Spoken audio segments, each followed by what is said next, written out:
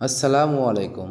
শীতের নীরবতায় কুয়াশায় ভরা ক্ষীণ রোদে বেড়ে ওঠা বিচিত্র বর্ণের সবুজ ভূমি যেন কৃষকের সবুজ স্বপ্ন।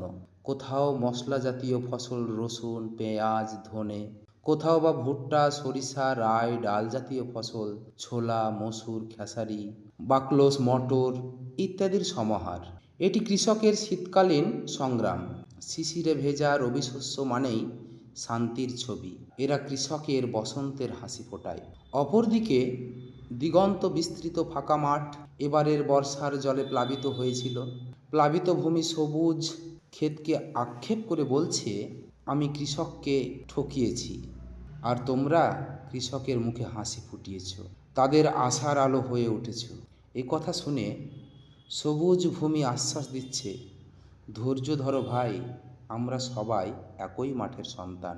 ডুবে থাকা মানেই সব নয়, জল সরে গেছে, নতুন জীবন শুরু হবে।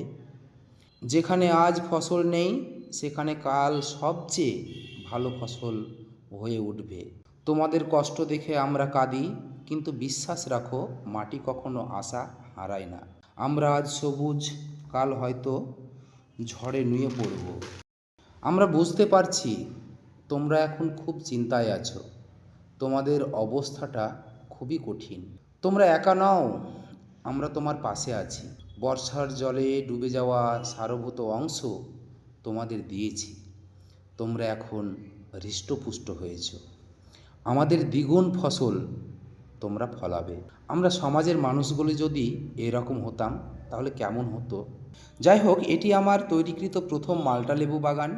সর্বাঙ্গ অলঙ্কারে ভূষিতা, রূপ যৌবন সম্পন্না নারীর প্রতি যেমন সবাই আকৃষ্ট হয়, তেমনি আমার লেবু বাগানের সবুজ চিত্র মনকে হরণ করত। গোটা বাগানটি ছিল সবুজে ঘেরা। বর্ষার জলে 1 মাস জমে থাকা জল অনেক গাছের শিকড় নষ্ট করে দিয়েছে। অনেকগুলি গাছ মারা গেছে, পুরো বাগান গাছে পরিপূর্ণ ছিল। বর্তমানে গাছের শিকড় দুর্বল অবস্থায় আছে, ডাইব্যাক শুরু হয়েছে, আর এই শীর্ণকায় গাছগুলিতে ফুলে পরিপূর্ণ। কোনো রকম যত্নের পরিবেশ পায়নি। আমাদের এই বিলের জল নিকাশের ব্যবস্থা আছে, কিন্তু দীর্ঘ 20 বছর অনাবৃষ্টির ফলে ক্যানেল বন্ধ হয়ে গেছে। অগ্রণীরা চেষ্টা করেছিল, কিন্তু জমির মালিক সম্মতি দেননি। Thank you. এই পর্যন্ত। পরবর্তীতে আবার আপনাদের সঙ্গে দেখা হবে।